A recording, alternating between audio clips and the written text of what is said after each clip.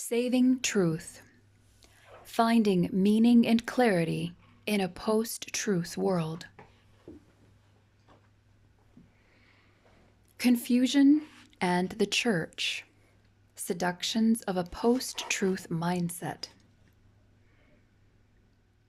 There is an Arabic saying that often makes me smile. Kulna fil hawa sawa. It literally means we are all in the same air, roughly conveying the same idea as the English saying, we're all in the same boat. But Arabic sayings tend to have zestier connotations than their Western counterparts. Kulna fil hawa sawa really conveys the message, we're all in the same stink, particularly the stink of the human condition. It's a pungent reminder that all of us, yes, all of us, including Christians, have contributed to the culture of confusion's stench. That's why, while this book is written to a wide audience, in this particular chapter, I have fixed my gaze inwardly at my own community, specifically toward Christians.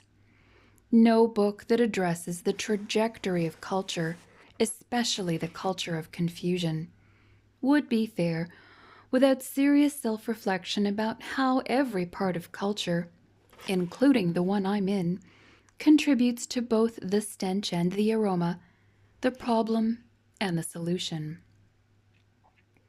And for the narrower audience, this chapter may sting the nostrils a bit. If you are not a Christian, I offer 2 reasons for you to resist any temptation to skip this chapter. First, you will learn how Christians have succumbed to the post-truth mindset similar to the way the rest of culture has. Second, it's always helpful to read an assessment of an influential part of the culture with which you don't identify. If you are a Christian, it's important to take a deep, sobering look at just how we may have contributed to the culture's confused state. To switch metaphors and to paraphrase Jesus, none of us, Christians or non-Christians, will have the credibility to remove the speck of confusion from our neighbor's eye until we've removed the post-truth log from our own.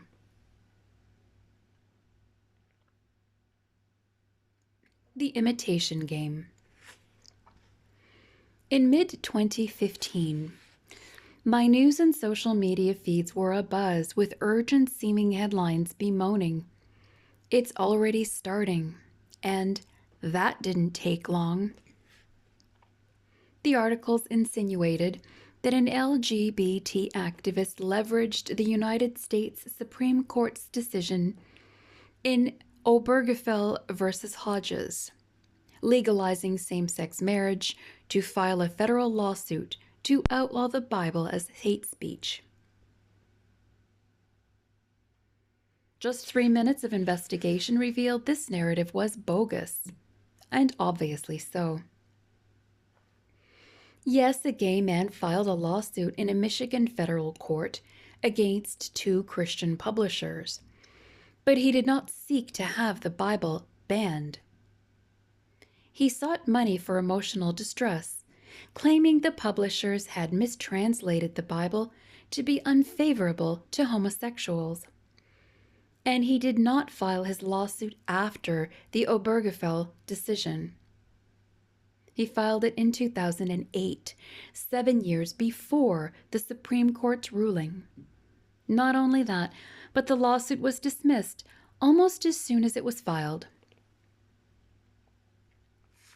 The judge, a principled jurist I had the privilege of appearing before as an attorney, dismissed the case because it had no basis in the law and was largely incomprehensible. In less time than a TV commercial break, I learned that this alarmist story was false. And yet so many people were quick to believe an obviously untrue story and propel it to viral status. The irony saddened me because some of those who perpetuated the falsehood professed to follow Jesus, who claimed to be the very embodiment of truth, as in John chapter 14, verse 6. Whether this story that saddened me was propagated by those who knew it was false, or by those who were duped into believing it was true, the fact remains that Christians should have behaved differently. A common phrase in Christian circles is that the church is supposed to be in but not of the broader culture. In other words, Christians are to engage with the culture but not be unduly influenced by it. But so pervasive and seductive is the post-truth mindset that the church, at least to some degree, has become in and of the culture of confusion.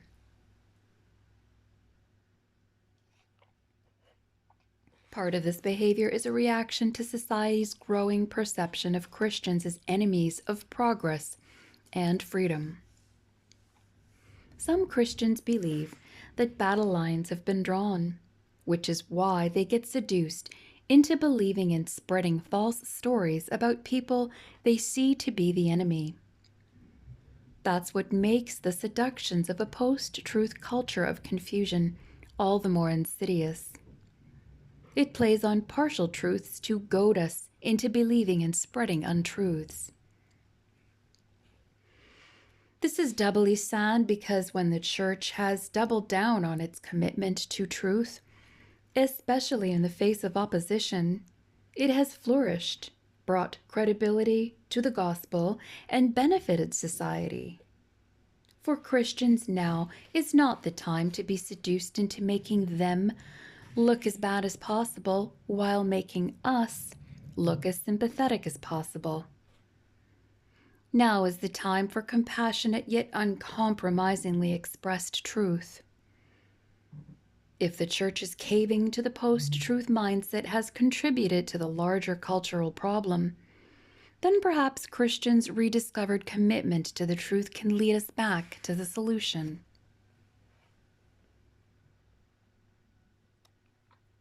Fixing what bugs us. Not long ago, I spoke at a major university in Canada on the topic disagreeing without being disagreeable. A member of the audience took to the microphone to pose an interesting question. "I'm a software engineer," he began. "Once we've designed the software, we test it for things that bug us about it. Not just glitches, but things about the software we personally don't like. If you were to do the same test on the church, what would bug you about it?" The audience nervously laughed at the hot seat question. How would I, as someone who's spoken at many churches around the world, respond? While I think the church is doing great things locally and across the world, there are things that could use changing. But first, we have to understand what we're hoping to debug when we reference the church. Consider the fact that many people today, still the vast majority in the United States, call themselves Christians. But donning a label does not equate to being the genuine article. Peering behind the veils, we see that only 3 out of 10 Americans are practicing Christians, meaning that Christian living, Bible reading, and regular church attendance are important in their lives. And given that America is still more religious than most European countries, Australia, or Canada, it's safe to say that an even smaller percentage of people in Western countries are practicing Christians. Legacy Christians, as Dave Kinnaman and Gabe Lyons calls them, are those for whom Christianity is background noise that can safely be ignored. While 3 out of 4 U.S. adults have some Christian background, about 3 in 5 American Christians are largely inactive in their faith. Given these numbers, the sensationalistic or false stories purveyed in the trending social media posts come largely, but not solely, from people for whom being Christian is little more than a moniker that distinguishes them from politically left-leaning people. Who I want to address here are practicing Christians, men and women for whom Christianity is a way of life. Regular church attendance is their practice, and devotion to Jesus is their ultimate aim. When I refer to the church from now on in this chapter, that is who I mean. Although practicing Christians are less influenced by the culture of confusion, the influence is significant enough that we have to address it. So to root out the bugs, we have to start there. Seduction in two-part harmony. The church has succumbed to post-truth's soft expression in two seemingly contrary ways. On one hand, Christians have compromised the clarity of Scripture for the sake of acceptance and to avoid conflict.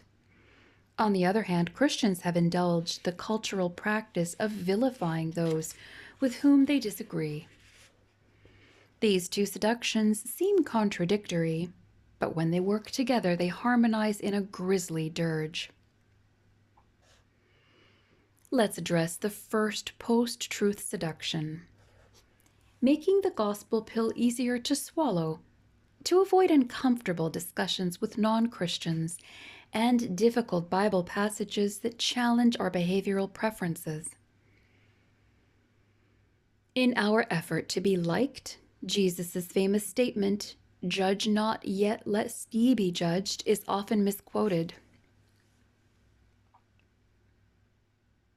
Many, including those in the church, interpret this passage to mean that Jesus shunned moral judgment. And so the argument goes, Christians have no place judging the actions of others in the broader culture.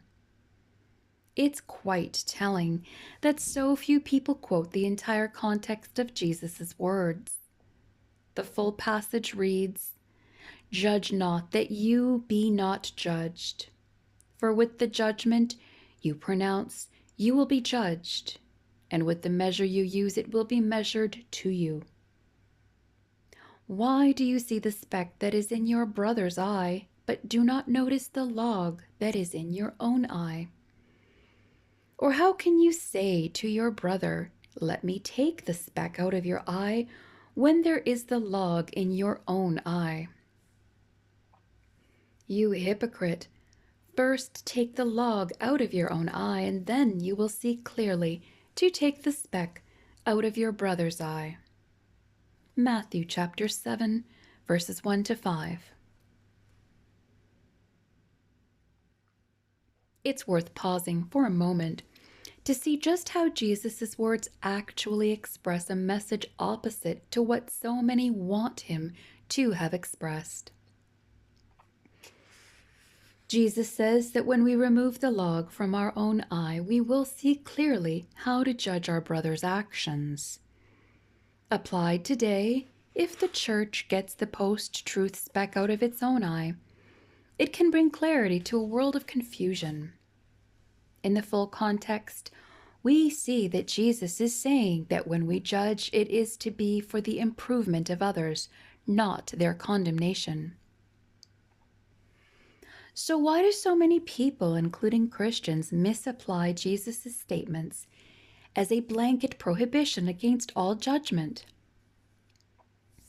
There are as many reasons as there are people who do so. One common reason is that Christians want to appear tolerant and likable, especially in a time when tolerance, though woefully misdefined, is a chief virtue. Put plainly, many Christians have bought into what Kinnaman and Lyons call the new moral code, that people should not criticize someone else's life choices. Can we see the seduction playing out right before our eyes? The post-truth culture of confusion elevates preferences and feelings over facts and truth. And by elevating our preferences to be liked and feel accepted, Christians have misapplied the plain truth of Jesus' words and exchanged them for pleasant cultural comforts. This brings to mind Dallas Willard's apt assessment of the spiritual landscape in which most of what Americans do in their religion now is done at the behest of feelings. The quest for pleasure takes over the house of God. Willard's indictment is true for some of us all of the time, and it is true for at least some of us some of the time, as well as all of us at least some of the time. The second seduction, that of using the truths of Scripture to bludgeon outsiders, brings a pendular swing of overcorrecting our desire to be liked. Too often, Christians conveniently forget the fact that, like everyone else, they need a savior. When Christians forget that, they create an us versus them paradigm, leading to Christians hungrily gobbling up and passing along iffy articles about how awful they are without a moment's pause. Worse yet, Christians may make churches so unwelcoming that they repel the very people who could benefit from what Jesus has to offer. Truth is once again sacrificed, but this time at the altar of a self-righteous, higher agenda to stand up to them. Fair or not, people judge the credibility of a message by the integrity of the messenger. If the gospel message of compassion, forgiveness, and reconciliation is proclaimed by those who seem to have none of those qualities, it's hard to see how the broader culture's response can be anything but concomitant dismay and anger.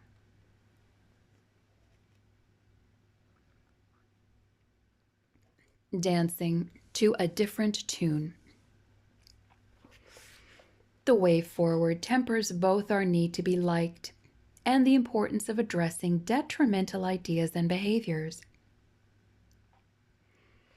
A story in Marie Chapian's book, Of Whom the World Was Not Worthy, comes to mind. She recounts the story of Jacob, a missionary to the former Yugoslavia, who encounters Zimmerman, a farmer who had lost much to the country's rampant violence and corruption. When Jacob tried to share the gospel message with him, Zimmerman would have none of it. Angered by the clergy's complicity in the ugliness, Zimmerman refused to hear Jacob out. "Those men of the cloth tortured and killed my own nephew before my eyes," he spewed. "I saw him die in his own blood, and then I watched the killers calmly genuflect before the main altar of the church, cross themselves with holy water, and a few moments later their forks scraped their plates as they ate their supper in the parish house." Obviously, Zimmerman's reaction had nothing to do with the gospel's message's truth or falsity. Church corruption does not change the facts of Jesus' death and resurrection. But the point is this: Zimmerman dismissed the message. Indeed, he dismissed Christ himself, based on his experiences with those who claimed to believe the message.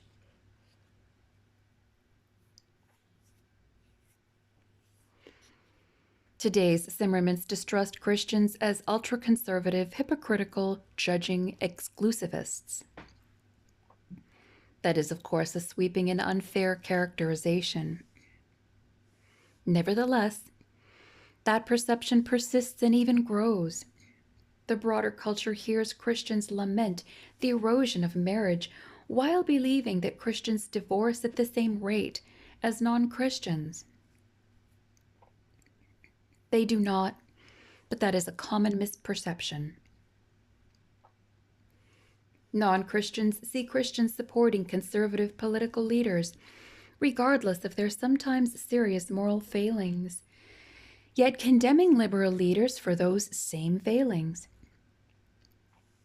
While I think this mischaracterizes most genuine Christians, there are those louder than normal voices within the church who judge with unmitigated bias and give full vent to their anger at outsiders, those people, without reflecting on their own sin.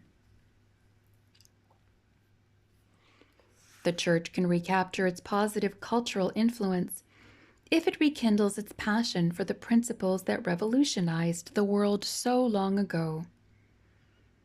In sharp contrast to our current adversarial attitudes, Jesus told us to love our enemies and to pray for those who persecute us. Matthew 5:44. Christians are to be the salt of the earth and the light of the world. Matthew 5 verses 13 and 14. But if the church sees everyone as enemies to be vanquished, it will lose its savor and its brightness. What we need is neither complacency nor indignation. What we need is wisdom. A wise temperament, cooling the smoldering anger. The book of Proverbs provides a template for how Christians can once again be as savory as salt and illuminating as light in a bitter and dark time. If there is a word other than confused to describe the current cultural mood, it has to be angry. From protests that flare up at a moment's notice to knee-jerk branding others with epithets, we seem to have lost our ability to be civil to one another in the thick of debate. And there seem to be fewer and fewer exceptions in either secular or religious circles. And yet, thankfully, I experienced some refreshing exceptions recently. I was blessed with the opportunity to speak at an open forum alongside Ravi Zacharias at my alma mater, the University of Michigan, on the topic, "What does it mean to be human?" Every one of the 3,500 seats at Hill Auditorium was filled by atheists, agnostics, Christians, and people from different religious faiths. During the question and answer period, an erudite young man identifying himself as an atheist opened his question with an interesting comment. "I first want to thank the university for allowing this event to happen on campus, so that we can hear and interact with differing viewpoints. I didn't see any cars on fire or broken windows." Of course, he was referring to recent incidents at the University of California at Berkeley, where protesters ignited fires and damaged property in reaction to a lightning rod speaker who had come to that campus.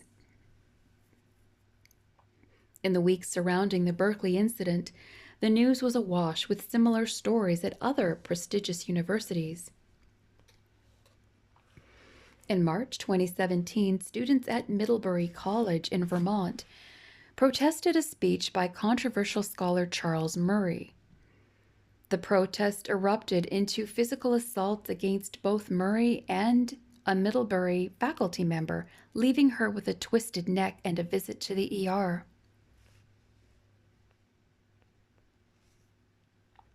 The stunning applicability of ages-old biblical wisdom shows how Holy Writ remains eternally contemporary.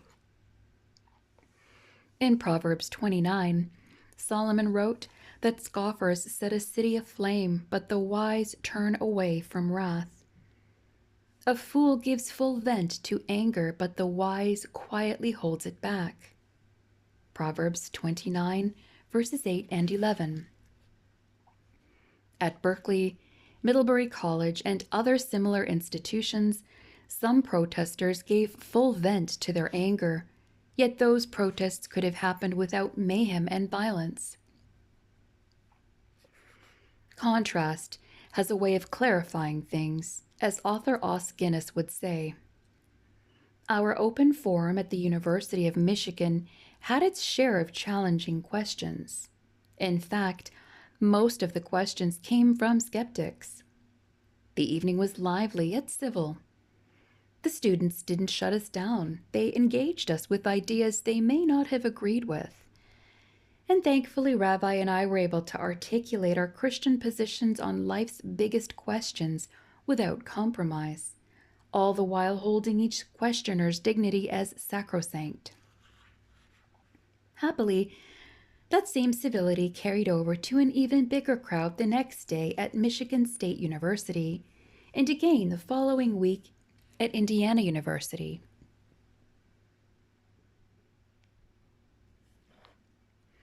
We were able to disagree because we intended to do so agreeably. In the days following those events, we had the pleasure of seeing some who started out disagreeing end up agreeing and embracing the gospel. Weeks before taking the podiums at those schools, we prayed specifically for ears to be sensitive, tongues to be judicious, and hearts to be compassionate. Again, in the wise words of Solomon, whoever restrains his words has knowledge, and he who has a cool spirit is a man of understanding. Proverbs 17:27.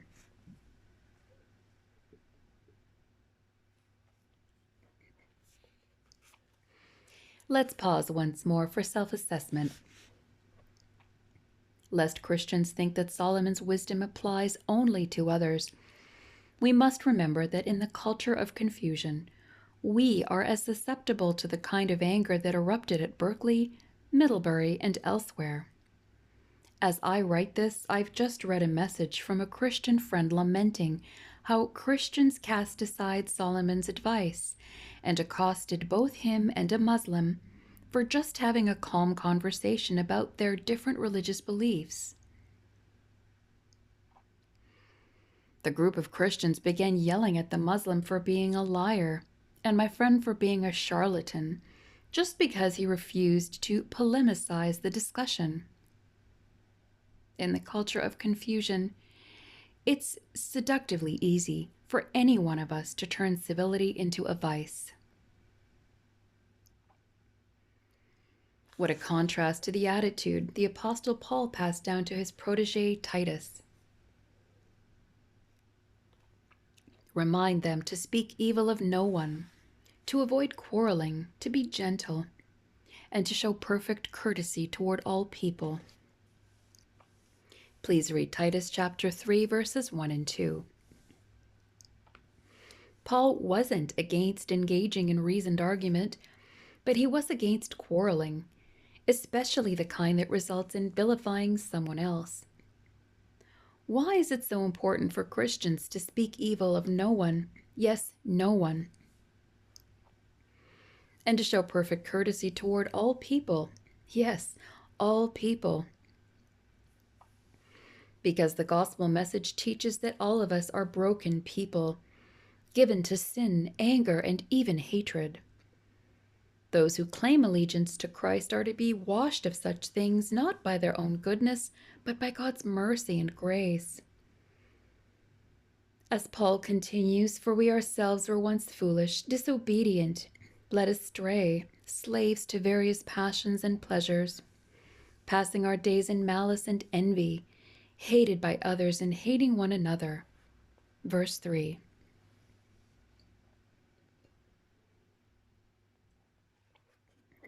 One wonders if the people who accosted my friend and the Muslim that he was chatting with had taken time to reflect on Paul's words before giving full vent to their anger. What result did they expect? Did they expect the Muslim to suddenly drop all of his deeply held convictions because the decibel level had increased?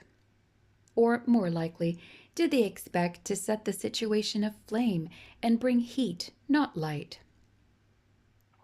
Thankfully, my friend stayed in the conversation and nurtured his friendship with the Muslim. It is when we have a cool spirit, turn away wrath, and withhold our anger that our words, the message of the gospel of peace and clarity, can be heard. Students heard the gospel at the universities we visited because we were able to express our convictions without degrading anyone. And thankfully, my friend was able to share his beliefs because he saw a person, not a target. With this kind of renewal and regeneration, Christians can and should speak with conviction and courage in the face of opposition. But we must do so in a way that recognizes that we were once and in some ways still are them.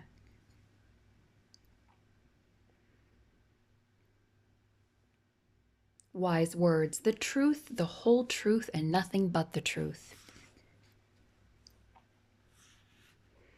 I often remind myself of another popular saying: it is better to remain silent and be thought a fool than to open your mouth and remove all doubt. That contemporary idiom is a paraphrase of Solomon's centuries-old advice. The tongue of the wise commends knowledge, but the mouths of fools pour out folly. From Proverbs 15, verse 2. Today, it's not only incredibly easy to broadcast our opinions or spread dubious stories, it's also fashionable to do so hastily. With the advent of YouTube, Twitter, Facebook, a digital triumvirate my colleague Michael Ramsden calls "you twitface," and other social media platforms, everyone has become a journalist. But few of us take the time to verify our sources. This is true of the wider culture and sadly of Christians as well. Recall the Bible lawsuit discussed above. That was fake news, plain and simple, propagated at a breakneck pace by those bearing the name Christian. When we hear the term, the speed of light, we think of the fastest something can travel. But in the social media age, perhaps we should change the phrase to the speed of lies. Thankfully, there are many Christians who take great pains to share accurate stories and engage honestly with others. When they do, they emulate another biblical proverb: one who walks in integrity will be safe, but whoever follows crooked ways will fall into the pit. Proverbs 28, verse 18, New Revised Standard Version. Integrity is the key word here, and we desperately need more of it. Integrity takes years to build and only moments to destroy. With all of the misinformation and disinformation, it would be easy to say that we should abandon the whole enterprise of social media engagement. Judging by the hunched gazes I observe at airports, though, social media use doesn't appear to be fading. If Christians are to meaningfully contribute to the cultural conversation through social media, they must do so with integrity. Now, the temptation is to quickly spread stories that uphold Christian views and values, perhaps even with some exaggerations, because the other side, quote unquote, allegedly spreads misinformation so quickly that we have to level the playing field regardless of which side, quote unquote, we're on. That tactic is emblematic of what the post-truth culture of confusion is all about. It must not be the church's teacher. When our digital or verbal discussions lack integrity, there are consequences beyond mere misinformation. The shrapnel of our hasty and angry explosions wound real people. Christian social commentator Ed Stetzer called his fellow Christians to account for perpetuating a debunked conspiracy theory about the tragic death of Seth Rich, who once worked for the Democratic National Committee. The barrage of conspiracy theories that followed his murder forced Seth Rich's parents to relive the tragedy. In their anguished words, with every conspiratorial flare-up, we are forced to relive Seth's murder, and a small piece of us dies as more of Seth's memory is torn away from us. It's a deep enough wound to bury your child, to have your memories of him stripped of sentimentality, because of political machinations, inflicts a deeper wound yet.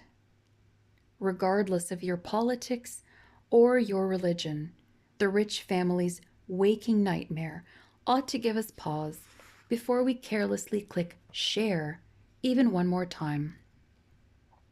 Indeed, Jesus' words on this point are direct and convicting.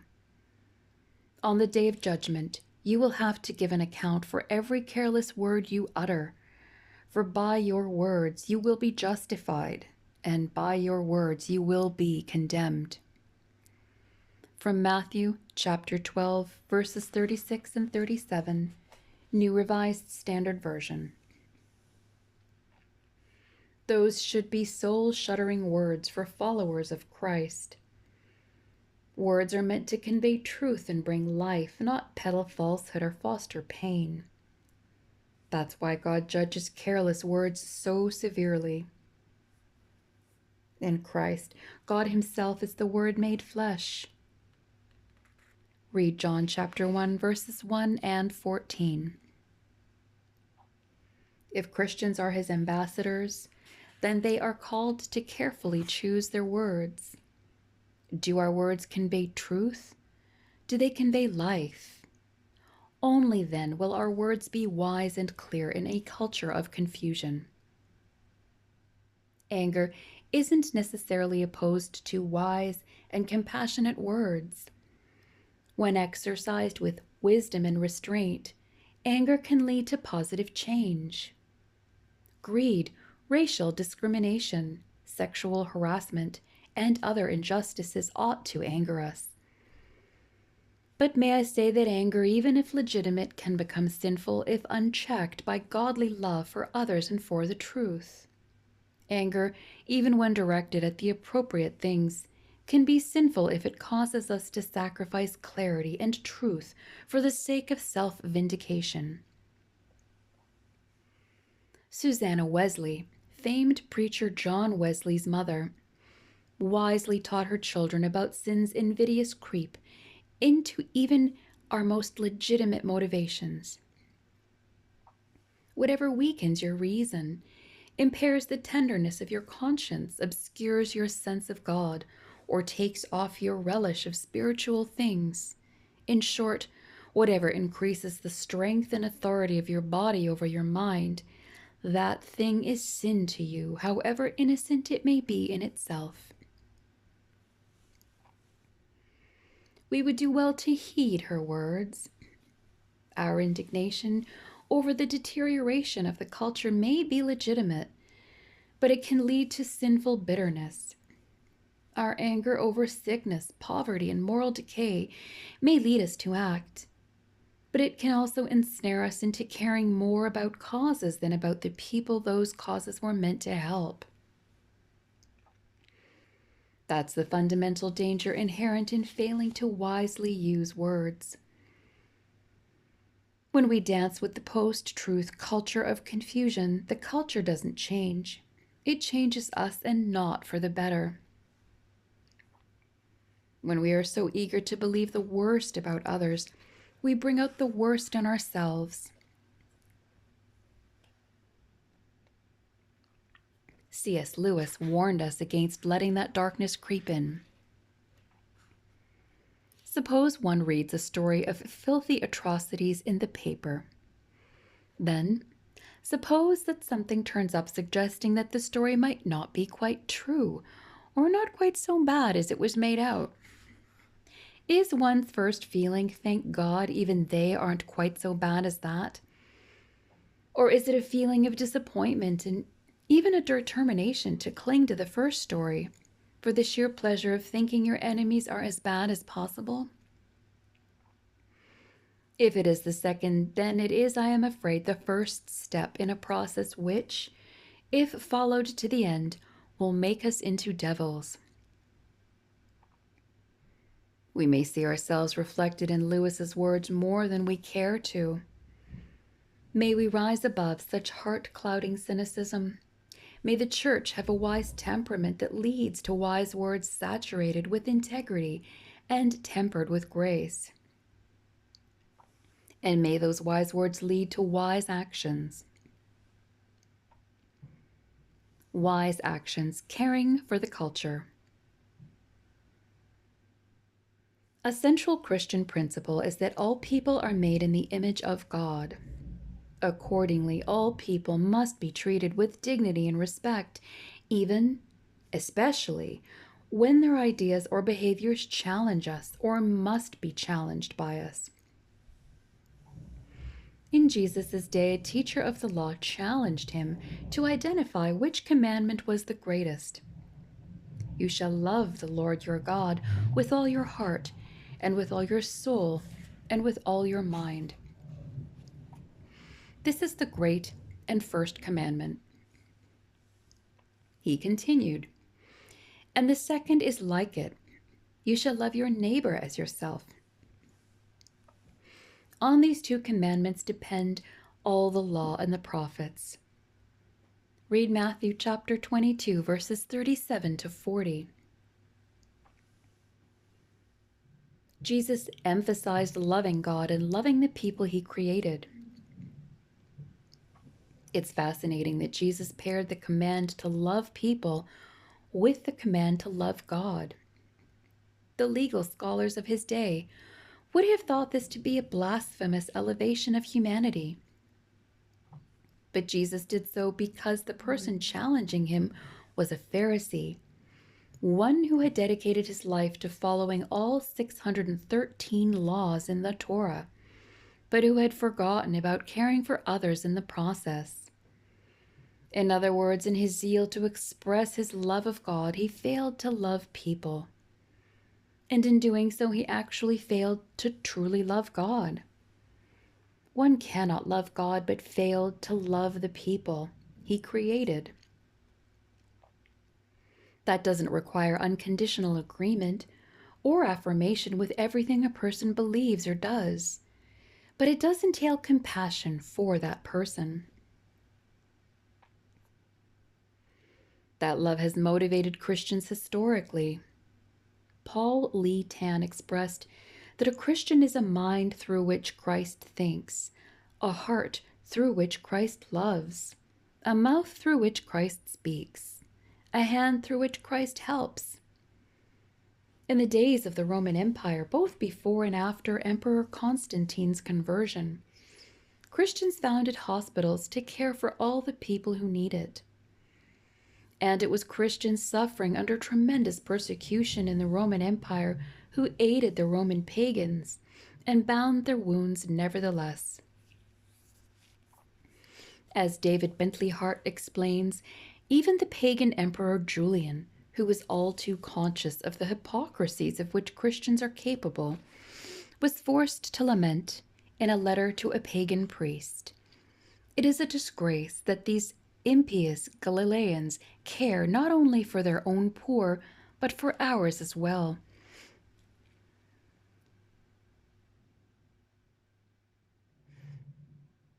From the 2nd century through the 14th and beyond, Christians rushed into plague-infected areas to aid the sick and dying while others fled, sometimes dying from the plague themselves.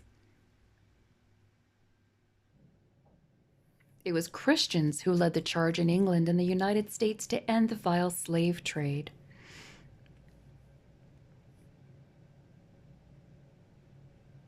Mark Twain is credited as saying, "History doesn't repeat, but it sure does rhyme."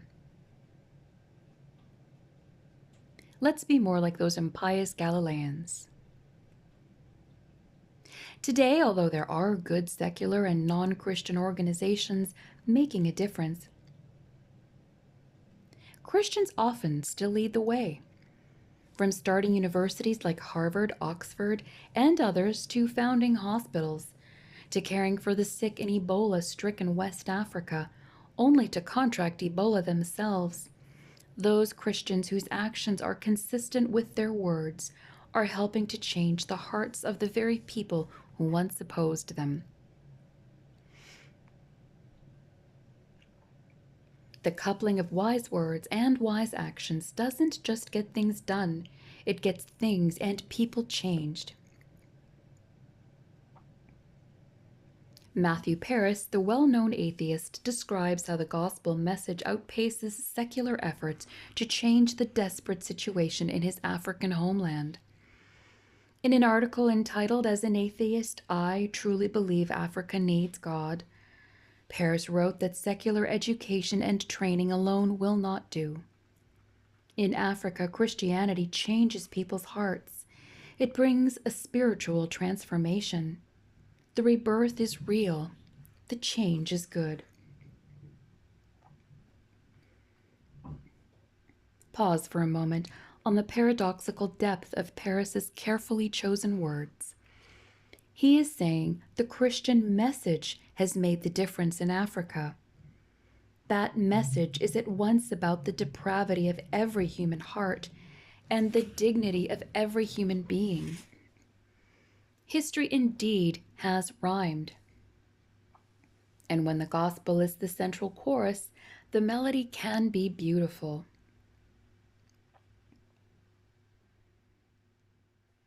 Wearing the truth as a coat. And so we return to Jacob and Zimmerman. Jacob had tried to share the gospel with Zimmerman, and Zimmerman resisted by pointing out that the corrupt church leaders wore their fancy clothes and holy garments to conceal the filthiness of their hearts.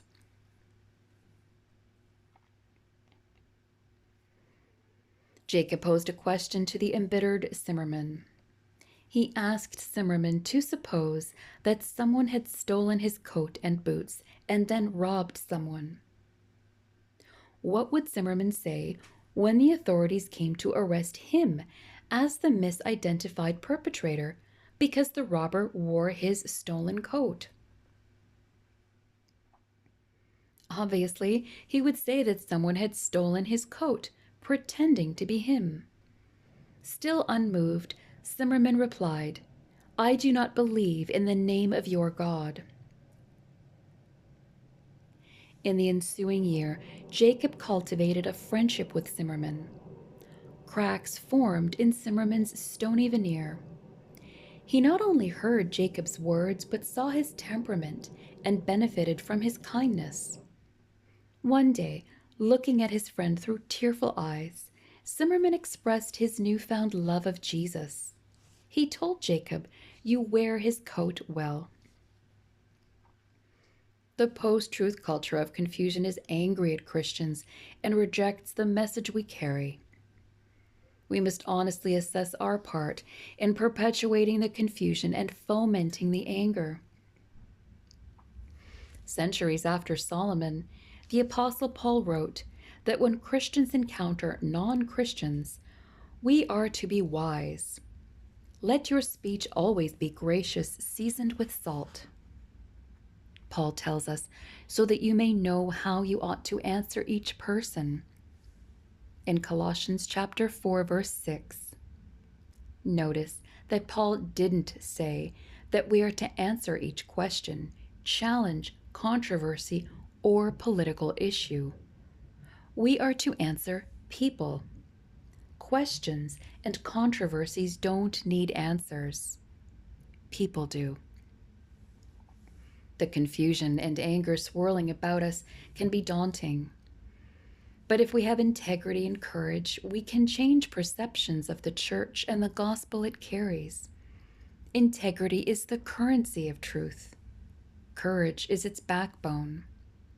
When we adopt both, and perhaps only then, can the church wear Jesus' coat well for all to see.